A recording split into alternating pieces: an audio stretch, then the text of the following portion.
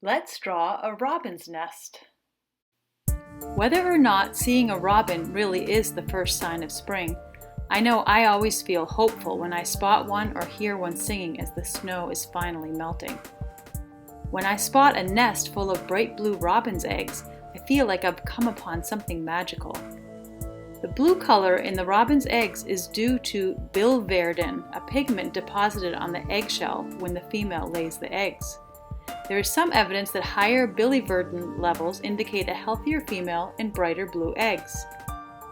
In any case, it's a beautiful sight, and I thought it would be fun to try to draw this hopeful sight. It's also a great lesson in using color as shading, as well as using marks to create a smooth surface of the eggs and the wild textured surface of the nest. We will start with this simple view of a robin's nest, and then we will try another one that is a bit more complex. Before you begin, take a little time to wet your watercolor pans so that they'll be all ready and vibrant when it comes time for painting. Just put a dab of water on each color and just let it sit. Make sure that you also have some white acrylic paint handy for your highlight. You will tape down your paper and use masking tape to evenly make a little mat for it, and it will also keep your paper from rippling.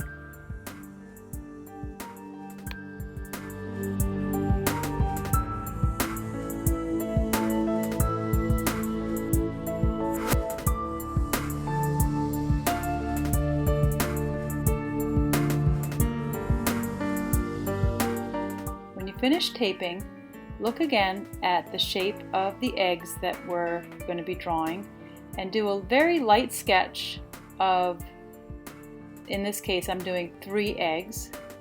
And remember, they don't have to be perfect. They're irregular, organic items, so they're not perfect shapes. But I'm just going to make 3 eggs in the middle of my nest.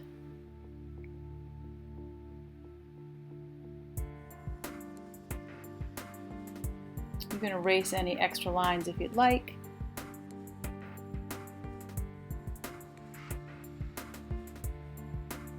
And make sure you have a scrap piece of paper next to you so you can test out your colors. When thinking about that beautiful blue of the robin's egg, you want to think about a deep color, like a dark greenish blue. And you also want to think of a lighter blue if you have it. And you can also mix white with your colors to make it a lighter shade. Think about a deep dark blue. Just test out the color blues that you have. And think about a blue that's on the greener side of blue rather than the redder side. Once you have your palette that you'd like to use, you want to start by doing the dark areas around the egg, making the edges of the egg crisp and then kind of fuzz out the lines in the middle. You want to keep using water to rinse off your color, and you want to keep using a paper towel to dry off the water so you don't get a really watery approach. You want it to be nice and rich and dark and not too much water so you have more control of your paint. Notice that in the middle you have that highlight. You can use some white paint to go ahead and paint that in. You can also just use a clean brush with some water to make that light highlight. So you're just going to keep, you notice I keep rubbing off my the water and the paint with my paper towel and then just kind of smudging it in with a brush. You can go back and forth between the darks and the lights, adding a little more darks in the edges, just responding to the shapes that you see in the image that you're looking at. You can use your finger to smudge the paint. You can press it in with watercolor. Just experiment with how you can create that feeling of 3 dimensions using your paint this time instead of a pencil. So we're using the darker shades around the edge and then fuzzing it up as it goes towards the middle, rinsing off your brush, cleaning off your brush and then using a lighter color and just kind of mixing that in. Just kind of play around with this shape. If it doesn't work out, you can start again because it's just really 3 ovals. It's not a big investment of your time. So you can try this over and over as many times as you need to. Making sure you leave that white center in the middle for the highlight. And you can play around with using a flat brush as well as a pointy brush and see which one you like. Trying to get that really smooth surface of the egg shape and the egg shell.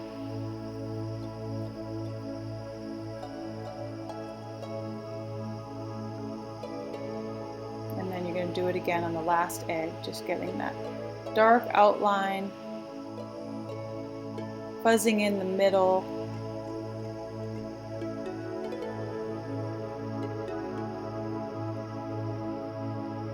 You don't want to leave that edge too long to dry. You want to keep it nice and fuzzy so that you can keep blending so you don't get that striped look.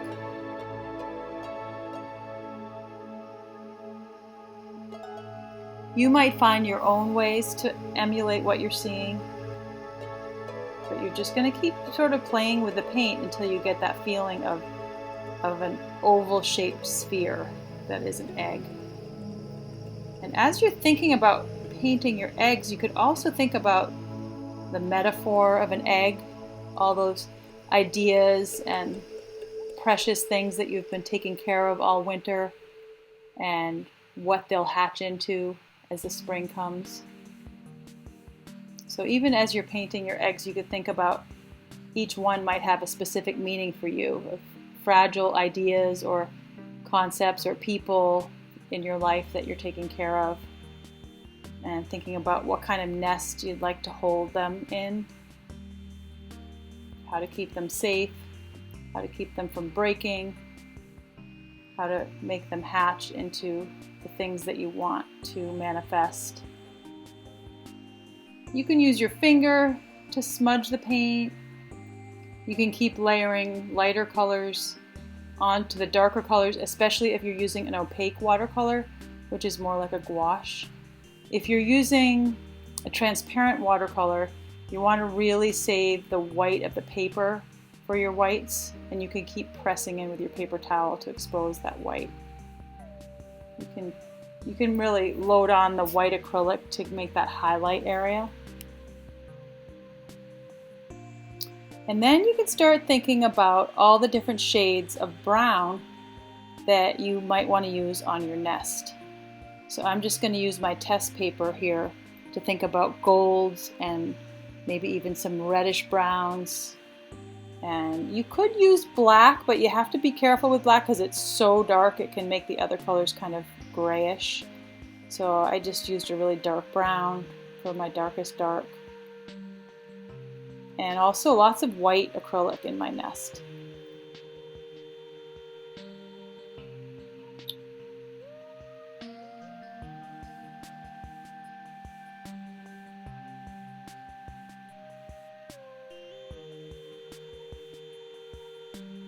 So to start with, I'm just going to think about the direction of the lines that the nest makes as it goes around the eggs. And you can think about holding your paintbrush in a perpendicular way to the surface and just play around with loosening up your marks, making them go in that circular fashion all around the eggs. You can work in a nice, loose, playful manner.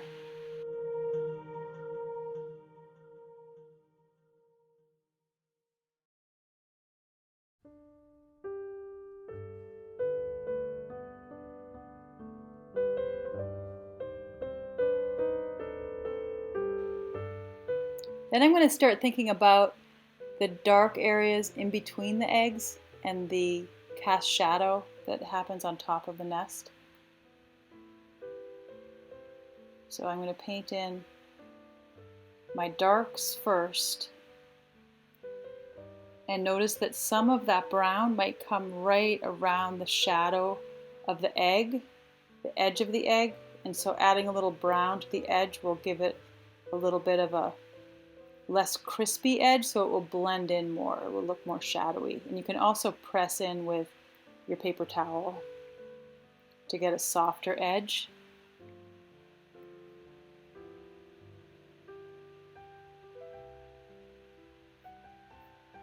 Keep looking at the image and figure out ways that you'd like to emulate what you're seeing, because you might see it in a different way than I do.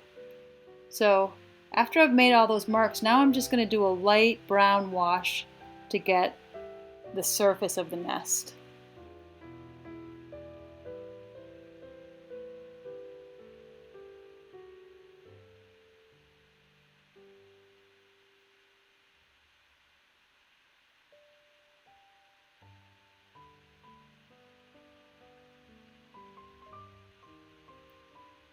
So it's basically painting the negative spaces around the eggs, and that creates the surface of the nest. So you can go back and forth between creating large areas of color and creating the textured marks that the straw and the grass make. So now I'm just going over it with a light wash, keeping with that circular pattern going around the eggs, and I'm just laying in a nice light brown.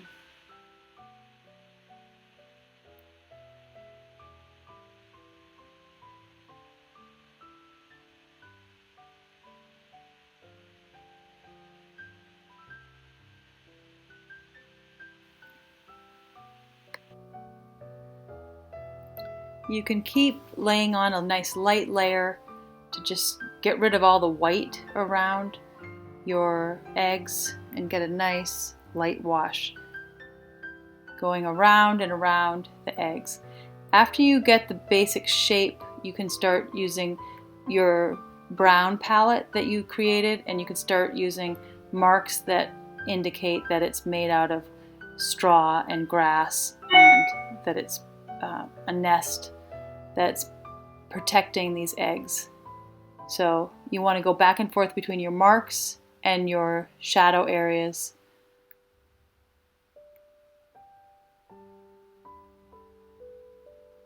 Filling the space. And then you want to take advantage of your white acrylic paint and start laying down marks on top of your browns that you laid down. Making sure that they're pretty dry, not using too much water. And as you start laying in your whites, which you can then go over with another color, but you're going to start creating a textured feeling. So you can use a round brush to lay in your whites, using the tip in a perpendicular fashion, going straight into the paper and playing around with trying to make them as thin as possible. And then you could play around with making them thicker as they come out from the eggs, because that will get closer to the viewer. And just be nice and loose and playful with your marks, going around and around. And then you can start playing around with using a nice dark marks in contrast to the white marks.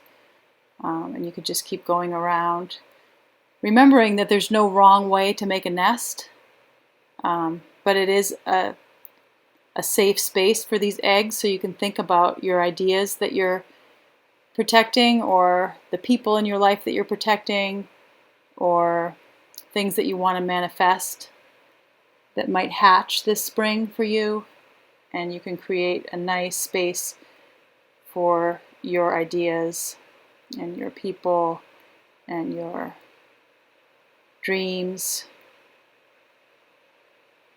So you want to go back and forth between the white and the brown marks, and then you can start thinking about using the white marks as an underpainting, and then you can go over them with yellows and golds and browns, and the white will give it a particular glow.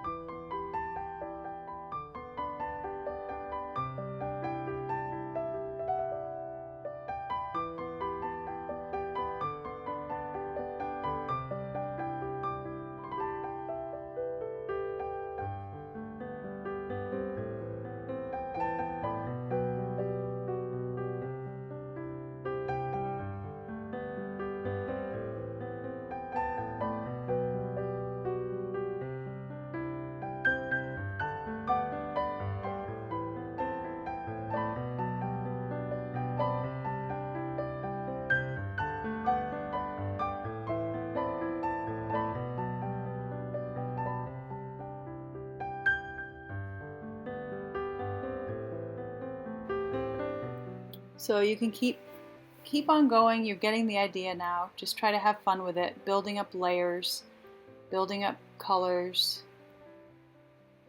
thinking about the symbolism of what you're painting, and then also trying to think about the technical aspect of making these eggs look 3D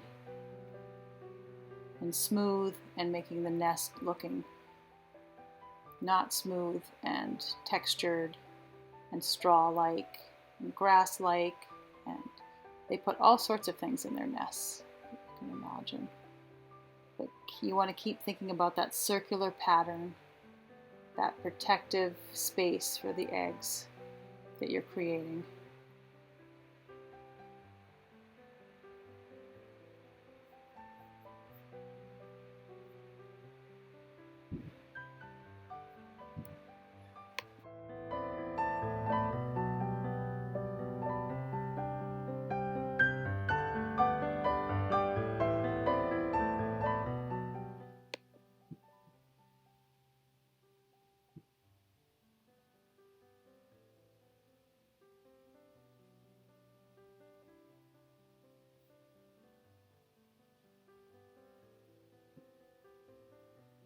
The more layers that you add to your nest, the more depth you'll have, and you can be as wild with your color scheme as you'd like. You could add some pinks and some browns and some golds and some yellows.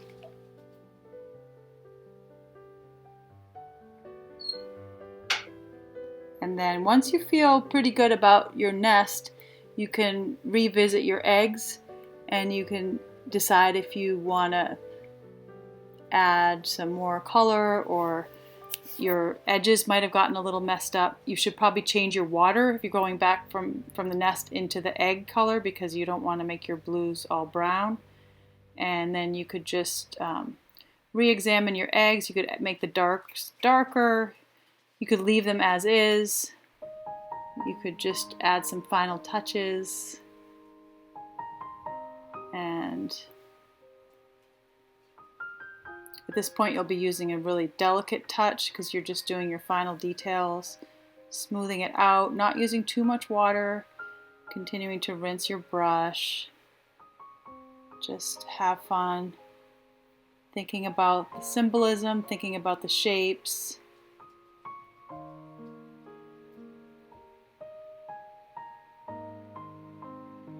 You can use your white acrylic to make your highlights really shine.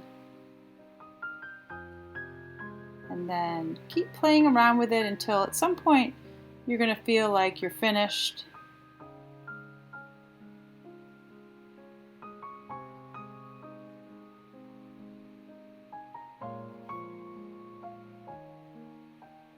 There's that fine line between overworking and underworking your piece.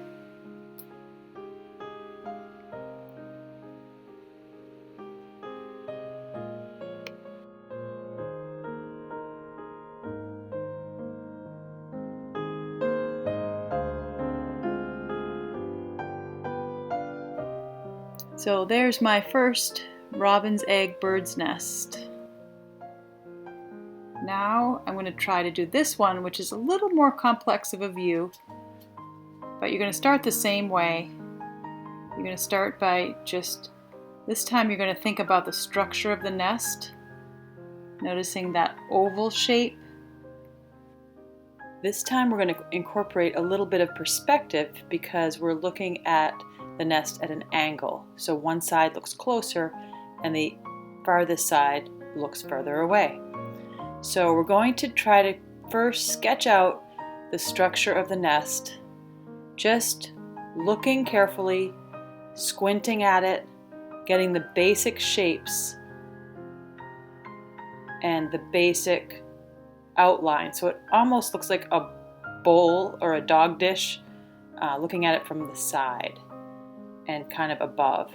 Then you're going to sketch out the eggs very lightly, thinking about if you'd like to look at this one exactly and copy exactly what you see, or maybe you want to add a few more eggs. But this time, instead of looking straight down on the eggs, we're looking again at an angle. So the ones in front look closer and the ones in back look further away, and there's some overlapping of the egg shapes. You can see I didn't draw it exactly the way the photo looks. But then you're going to also sketch the branches that is holding up the nest, and you can think about the metaphor there too as you're sketching that. The things you're protecting inside your beautiful nest, and then what are the structures that are holding up your precious ideas, your precious things in your life that sometimes aren't things. So after you have your general sketch, you can start thinking about, this time instead of painting the eggs first, I'm squinting at the nest and looking at the general colors and values of that nest before I think about the texture of it. So when I squint, I see a little more light right behind the eggs.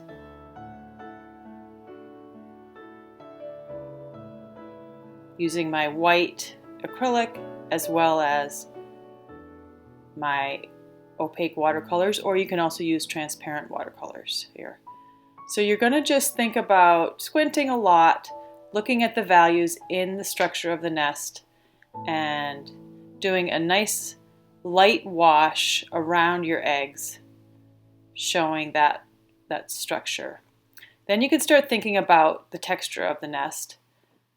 Noticing this time it's a little more complex than the last one. The texture marks on the inside of the nest are going to be a little more closer together and smaller. And then the ones on the outside of the nest are going to get bigger, and some of them are going to be going right off your nest. So you can just play around with some nice loose marks. There's no wrong way to really make your nest. You can be as symbolic about it, or you can be as literal as you'd like in thinking about what is the protective structure that you keep your precious eggs in, your spring eggs that are going to hatch into beautiful things. Then I'm thinking about the negative space around the nest. I'm trying to go for just kind of like a nice light green, springy feeling. And then you can also imagine sketching out your supports, your branches, if you didn't do it dark enough the first time. Notice I'm using the sketch hold on my pencil.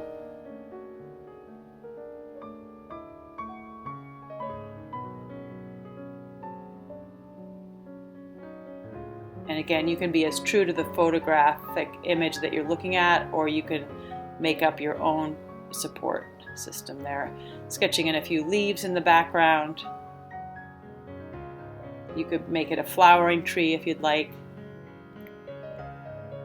And then you just want to sketch in your negative spaces around the nest. So you're starting to build up your composition and your lights and darks and your general colors.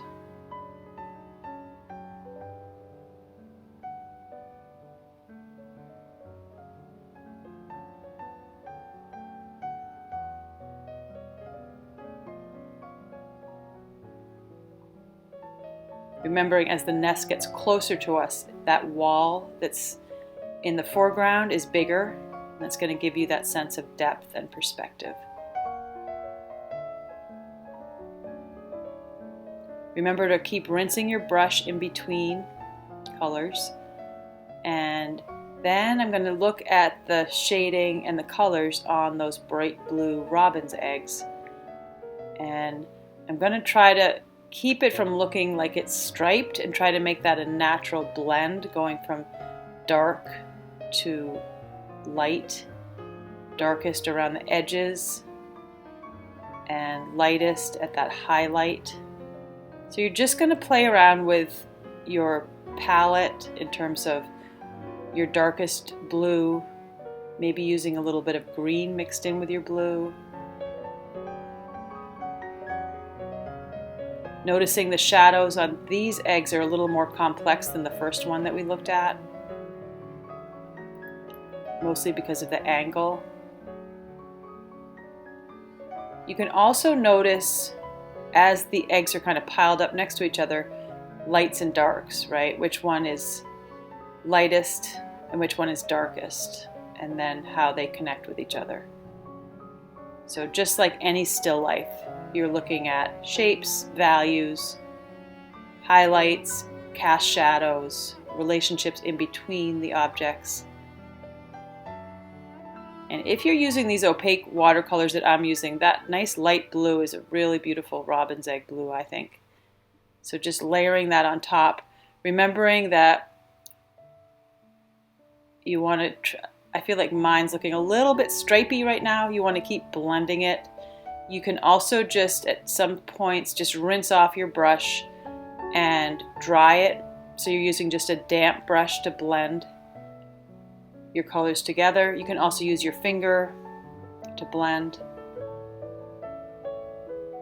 But I'm using a lot of drawing with my paper towel, adding highlights with my white acrylic.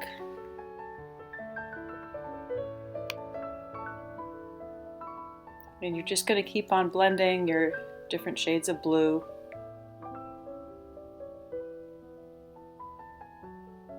Trying to get that smooth, shiny surface of the eggs. You can play around with using a toothbrush to splatter speckles on your eggs if you'd like. You could also play around with making your eggs different colors. You can be as inventive as you'd like. I'm using black here, which is a very strong color, but I feel like those shadows, you could also use a dark brown mixed with a little bit of dark blue to get those shadows in between the eggs and the cast shadows underneath the eggs. Laying those in to give your eggs a little more depth.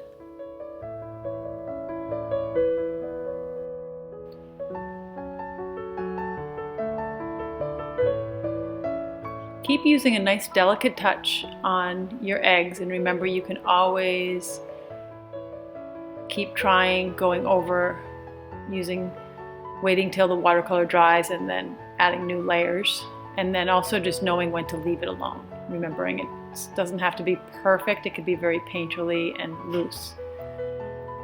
When you're thinking about the nest, remember that the female robin builds the nest with its wing, and it puts together mud and twigs and grass and feathers and roots and moss.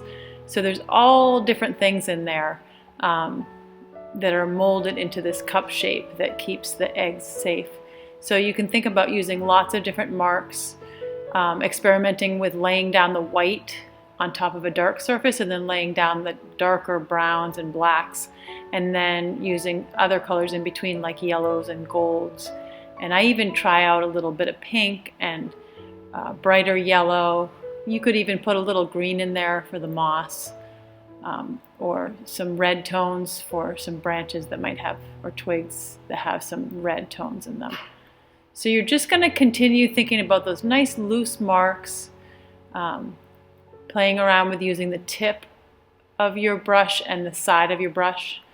And then you can lay in the supporting branches that are holding up the nest. You could add a shadow on those if you'd like.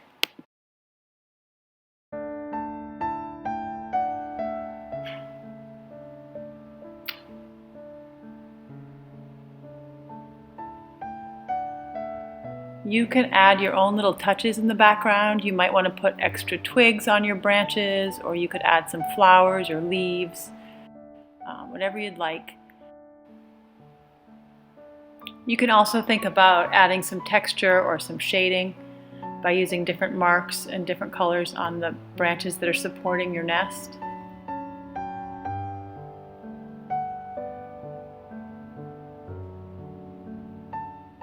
And then you could start thinking about creating a nice springy tone in the background, like using different shades of yellow and splotches of light green and dark green. You could even put a little bit of blue in there, making it a nice springy background. You can do it however you'd like to do it. remembering just like the eggs are being cradled by the nest is being cradled by the branches and the negative space around it. So just have some fun warming up and jazzing up your background. And you can be as simple or as delicate or as vigorous as you'd like with your marks in the background. By now you're probably getting really good at controlling that pointy brush to get some really nice, beautiful, loose marks that give that woven look of the twigs and the branches that make the nest. Remembering the more layered you have it, the richer and more three-dimensional your nest will look. So thinking about smaller marks closer to the eggs and then getting bigger as it gets closer to you.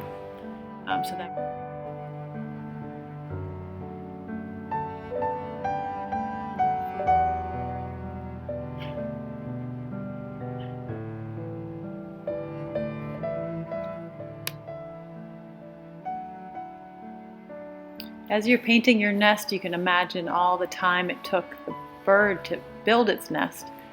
And that's kind of what you're doing with your brush strokes, is you're building all the layers and all the textures of that nest. So we can just paint together until we feel like we're finished. Remember to keep squinting, looking at general lights and darks. So you're going back and forth between looking at the general shapes and lights and darks and shadows, and then opening your eyes and looking at the details.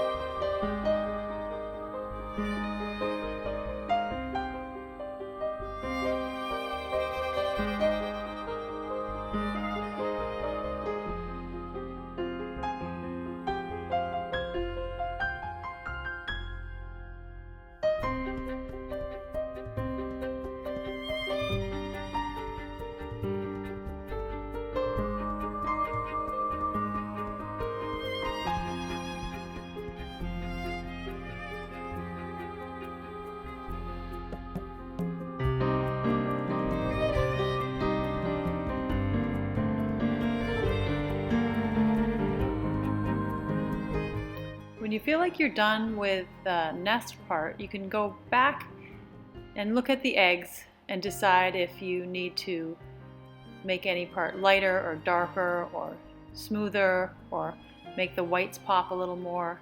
So at this point you're painting pretty slowly and you're spending more time looking and just scanning the image, thinking about the symbolism that the eggs and the nest have for you and how you'd like to incorporate that into your painting if you'd like. Sometimes if you just think about what it means to you, it will come out in the painting without having to be really obvious or linear about how you're portraying that emotion. So you're just gonna do your final details at this point, and then at some point you're going to decide that you're finished. I'm just going to play around with the different shades of blue a little bit more.